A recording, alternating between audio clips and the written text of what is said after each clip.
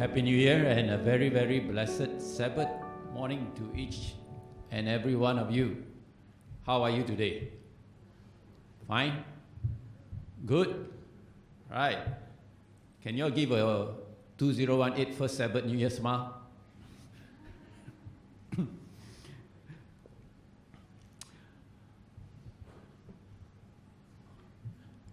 In the wee hours of the morning of November 5th, 2017, I was rudely awakened, not by the thumping of the rain on the window, nor by the howling of the wind outside, but awakened by my dear wife. I was already at that point in time fast asleep, just like Jesus was in the boat with his disciples when the storm occurred. And immediately when my wife woke me up, I told her, what have thou got to do with me, woman? No, I did not say that, okay. I said, what's the matter? Hey. He said, do you hear the wind? I said, yes. He said, do you hear the thumping of the rain against the window? I said, yes. We are living 12 floors above. Okay, we are living on the 12th floor. And to have experienced that kind of weather condition was something that was out of the ordinary. And before long, I noticed that, because of the strong winds, water began to seep in through the windows that have already been actually closed. And it continued to flow first like just drops, and then little streams, and then, it just continued to flow. And by that time when it happened, my wife and my daughter was fast asleep, and I was wide awake. It happened at 12 midnight, and it was only after 3 o'clock that the wind subsided. But by then, I had to carry a few buckets of water already to the bathroom, and at 3 o'clock, I thought my job was done. But after I went to the kitchen, I said, how come my kitchen is wet, Because the rain also had come in through the other room. So, yes, November 5th, 2017 will be remembered as, in Penang, as one of the worst storms in living memory, because in that 15-hour storm, almost 1.5 months of rain fell. And 80% of Penang was hit by typhoon-like winds, which was believed to be the tail effects of the typhoon Damri that had earlier caused havoc when it made landfall in Vietnam. Yes, you can see pictures of Penang here, flooded. You could see too even the ferry, even the ferry was blown onto the berth, and cars being flooded. And also, this happened in Tanjung Bunga, very near some of our members' houses where they live.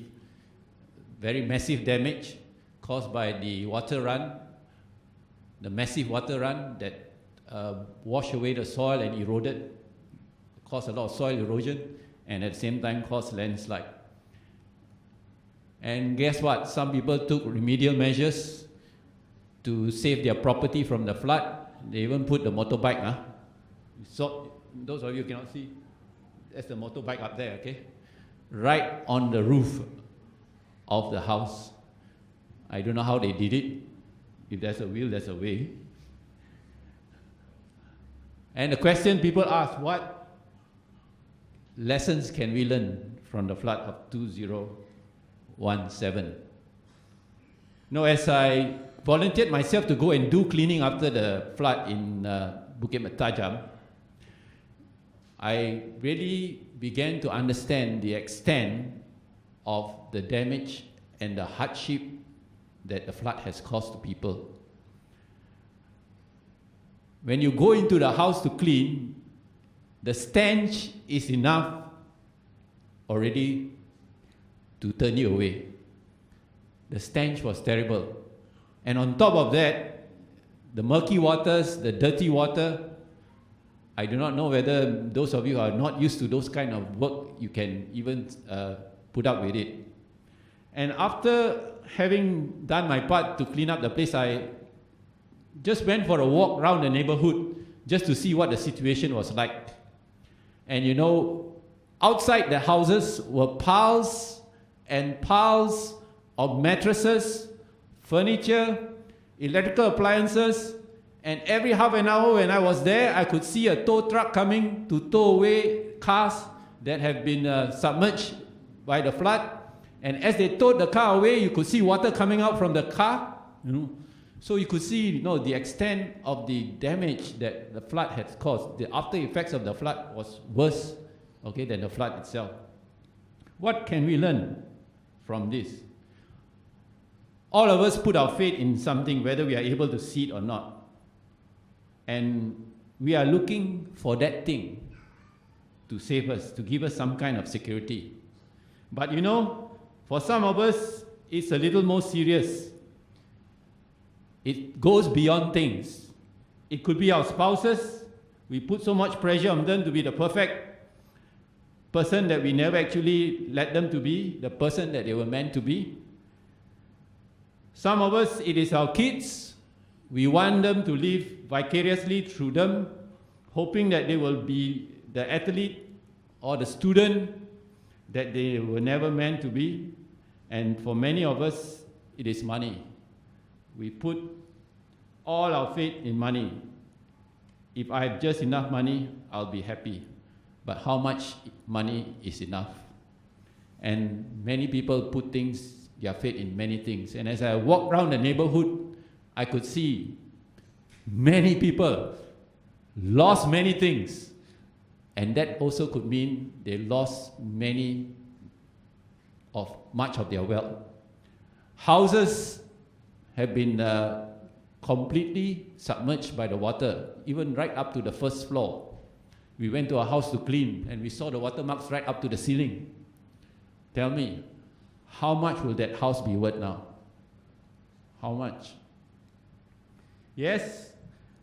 So, here is what we do. We put our faith in something because faith is simply the thing that you put your trust in.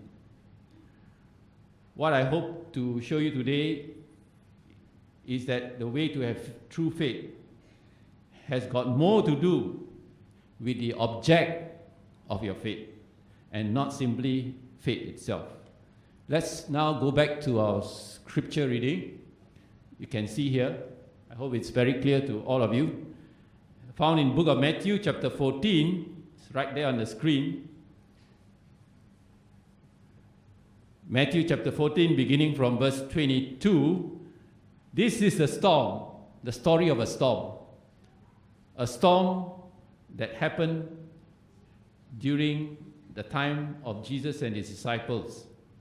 Verse 22 begins by telling us that immediately Jesus made his disciples get into the boat and go before him to the other side while he sent the multitudes away. And when he had sent the multitudes away, he went up on a mountain by himself to pray. Now when evening came, he was alone there. Note the contrast between the two verses. Verse 1 tells us Jesus was in the company of 5,000 people. After feeding them with 5 loaves and the 2 fish, he sent the crowd immediately away. The word there, immediately, shows urgency. There was something that was urgent that he wanted to do. This was something that was urgent that he needed to do. He sent the 5,000 people away. 5,000 versus 1. And yet, Jesus had the authority to send them away. He sent the 5,000 away. Why did he do that? Well, the Gospel of John chapter 6 tells us that they wanted to make him king. And that was not part of God's plan for Jesus. They wanted to make him king after seeing him feed the 5,000 with 5 loaves and 2 fishes. And what did he do next? After taking care of the 5,000, sending them away, he sent his disciples, made them get into a boat, go before him to the other side, while he sent the multitudes away. And when he had sent the multitudes away, he went up on a mountain by himself to pray. Now when evening came, he was alone there. Meanwhile, in verse 25, verse 24, but the boat was now in the middle of the sea, tossed by the waves, for the wind was contrary, or the wind was against them. Now in the 4th watch of the night, Jesus went to them walking on water. Okay, if you look carefully at the verses that we have just read, there is a time lag from the time that Jesus was praying alone to the time when Jesus came to his disciples. He sent the disciples immediately. But when the Bible uses the word the 4th watch, it refers to somewhere around, if I'm not mistaken, 3 to 4 o'clock in the morning. 3 to 4 in the morning. Evening begins at 6 o'clock. So it was like about 9 hours later, 9 hours later, that Jesus came to his disciples. But what had happened between the 9 hours there? Verse 24 tells us that, but now the boat was in the middle of the sea, tossed by the waves, for the wind was against them. How do you like to be out in the open sea, caught in a storm for 6 hours, close to a good 6 hours, the disciples were out there by themselves, and they were professional fishermen. They have faced storms before, but not like this one. Not like this one. But you know something? If you read the book of Matthew, you'll notice that this is not the first storm the disciples had encountered. Okay, Matthew chapter 8 tells us that they had already encountered an earlier storm where Jesus was in the boat together with them. But for this particular incident recorded in Matthew chapter 14, the difference was that Jesus was not with them. Jesus was not with them. Let us stop here and ask a few questions. Did Jesus know that the storm was coming? Did he know? Yes, he knew. Did Jesus intentionally send the disciples out there to the storm? Yes, he did. Why? Why did Jesus send the disciples out to the storm? Well, the only reason I could think of is to teach them something. To teach them a very, very valuable lesson in faith. What else? Was the disciples in the storm because they were doing God's will? Yes. The disciples were in the storm because they were actually what? Following the who? The instruction of Jesus. Jesus asked them to go into the storm, to go into the boat and sail out. Now, Jesus, of course, could have done 1 or 3 things before they went into the lake. Firstly, he could have asked, say, you wait here, let me dismiss the 5,000, and then we'll go together. Secondly, he could have said, wait here, let the storm pass first, and then we will get into the boat and go. And thirdly, he could do what Moses did at the Red Sea. He could just part the waters of the lake and he said, okay, you guys can go through now. But he did not do that. He sent them out into the lake. And a few hours later, the storm came. You know, somebody said that all of us, no matter who we are, if we are in the will of God, we are either now going into a storm, or we are in a storm now, or lastly, we have just come out of a storm. Where are you today? Are you going into a storm? Are you already in a storm?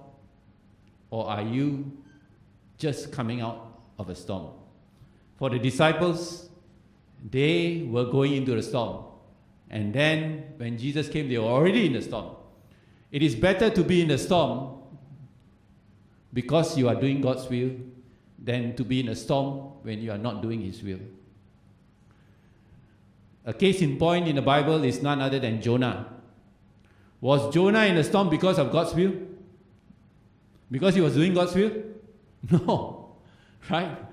Jonah was in a storm because why? He was not doing God's will. And as we think about this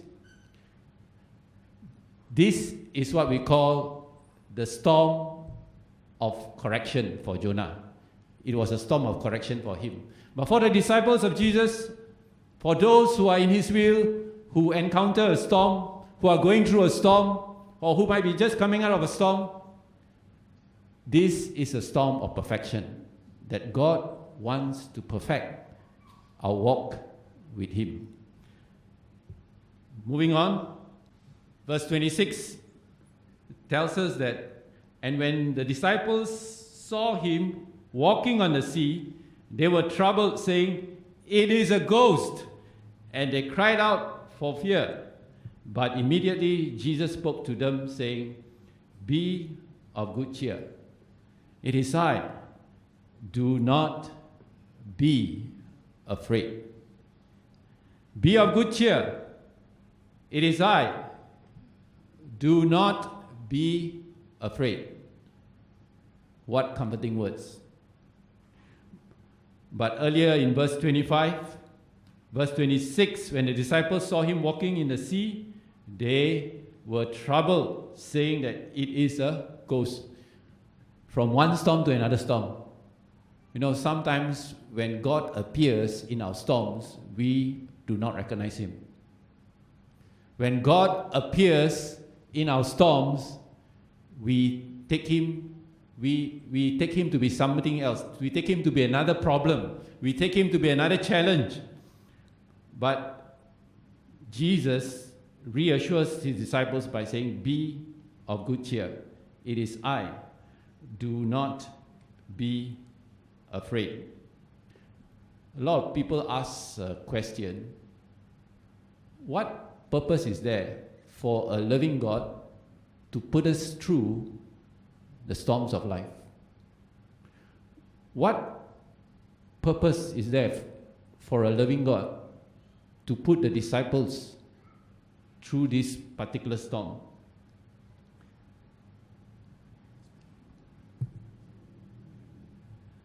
You know, there are many, many kinds of storms that each of us experience. And there are lessons that God wants to teach us. And one of the lessons that He is going to teach us is none other than in the example of Peter. Continuing on, it says here in verse 28, "And Peter answered Him and said, 'Lord, if it is you, command me to come to you on the water.' So He said, 'Come.' And when Peter had come down out of the boat, he walked on the water to go to Jesus." What about Peter? How many of you would have done the same thing that Peter did? Anybody? Anybody? Do you think Peter did a very foolish thing?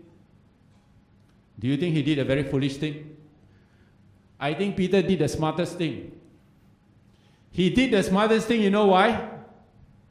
Because it is safer to be with Jesus than in the boat, correct?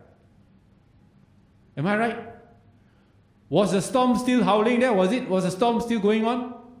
Yes. I think among all the disciples in that boat, Peter was the most. He was the most what? Yeah, actually he was the most smart, But he became too smart halfway, Because he thought he could be like Jesus. Jesus used the storm as a staircase to come to us. In our troubles, whatever we are facing, those are the ways or the avenues in which he comes and appears before us. For Peter, as long as he kept his eyes on Jesus, he could walk on water. And the moment he began to look around his circumstances, he began to sink. And God honors that whatever little faith that you have in him. Instead of just saying abracadabra, to save Peter, so that the water could hold him up again, what did Jesus do? Continuing on with the verse reading, verse 30, we have stopped at verse 30, yes. But when he saw that the wind was boisterous, he was afraid, and beginning to sink, he cried out, saying, Lord, save me. Lord, save me. He began to take his eyes off Jesus. Likewise, when we are in any storm, don't look at the circumstances around us. Circumstances around us will always try to get our attention. The howling of the wind, the heavy rain, you're drenched wet. These are things that will try to get your attention, but keep your eyes on Jesus. The verses that we have read, when he saw that the wind was boisterous, he was afraid. And beginning to sink, he cried out, Lord, save me. That is the prayer that God always answers. Lord, save me. The prayer of desperation. And immediately Jesus stretched out his hand and caught him and said to him, O you of little faith, why do you doubt? I like what Jesus did. Jesus comes personally to each and every one of us. He came personally to Peter. He caught hold of Peter's hand. Why? Because God is God. He cares. He loves each and every one of us. And he wants Peter to feel that hand of assurance. No, when you're going through storms, God is holding his hand out. Hold on to him. Why look around the circumstances? Don't look to the circumstances, look to him. Reading on in the last few verses, verse 32 and 33, and when they got into the boat, the wind ceased. They got into the boat, the wind ceased. Then those who were in the boat came and worshipped him, saying, Truly, truly you are the Son of God. I like the way this passage ends. It tells us that after this whole incident had happened, if I were in one of the disciples, I would continue talking about the ferocious storm. I would continue to talk about how difficult it was for us to cling and hold on to our lives out there. I will continue to talk about how Jesus appeared and he looked like a ghost. I will also continue talking about how Peter foolishly went out to meet Jesus, trying to walk on water. But verse 33 tells us that then those who were in the boat came and worshipped him. Truly, you are the Son of God. They completely forgot the stormy experience that they had gone through. And such is our experience in our walk of faith with God. Those experiences that seem to bother us, those experiences that seem to leave an indelible memory in us, they don't matter much. They don't matter much when we know that God is with us. Jesus said that in the verse that we have read earlier on, he says, "Be of good cheer. It is I. Do not be afraid." When you look at the text closely again, I'm talking about verse 27, the correct translation for this particular text is actually, it should read, "Courage, I am. Don't be afraid." Okay, it should read what? "Courage, I am," or "Be of good cheer, I am." Although many of the translators feel that the word should be translated, the "I am" should be translated, "I am here, it's me, it is I," as it feels more complete. But what Jesus shouted in the storm was simply these two words, "I am." Do you remember any time in the Bible when these two words are used? Speaking from a burning bush to a knee-knocking Moses, God announced, "I am who I am." Daring his enemies to prove him otherwise, Jesus declared, "Before Abraham was, I am." Yes, determined to say it, often very loud enough to get the attention of people, Christ declared, "I am the bread of life. I am the light of the world. I am the gate. I am the good shepherd. I am God's son. I am the resurrection and the life. I am the way, the truth, and the life. I am the vine." Friends, we have a present tense God. For us,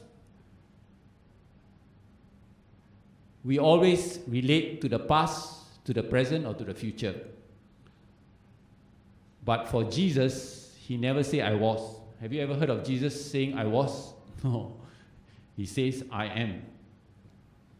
We do, because we were, many of us can testify that we were younger, we were faster, we look prettier, right? We were, and we are people who are prone to the past, not God. He's unwavering in strength. He never needs to say, "I was." Somebody says, heaven, as far as heaven is concerned, there's no rear view mirror. No, heaven doesn't look to the back, to the past. Okay? It only is in the present and the future. I am. God never yearns, "Someday I will be." All of us say, "Someday I'll be this, someday I'll be that, someday I want to do this, someday I want to do that." But as far as God is concerned, he never says, "Someday I will." Yes, not God. Can water be wetter? Could wind be windless? Can God be more God? No. He does not change. And he is the I am God.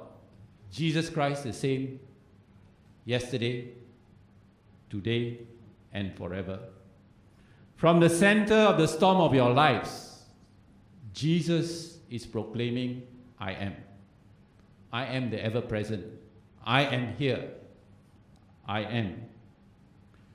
Yes, whatever your storm is, it could be in the battlefield, it could be in ICU, It could be in a boardroom. It could be in your classroom. It could also be in a maternity ward, for some of you in prison. Whatever your storm, I am is there.